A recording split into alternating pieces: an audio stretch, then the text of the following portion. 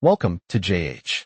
In this tutorial, I will show you how to create a fade to black effect in Premiere Pro using two very simple techniques. First, double-click your clip on the timeline to expand it, providing a better view of your controls. To fade out the end of this video, locate the horizontal line representing opacity. Hold the Command key on Mac or Control on Windows and click the line to set a keyframe. Create a second keyframe further along. Then drag that final point all the way to the bottom corner. This creates a ramp that lowers the opacity, successfully fading your footage to black. If you prefer an even quicker method, let's try this instead. Go to the Effects tab, navigate to Video Transitions, and open the Dissolve folder. Find the Dip to Black option and drag it directly onto the end of your clip. This adds an instant transition that you can modify by stretching the edges to make the fade last longer or shortening them for a quicker effect. Thank you for watching.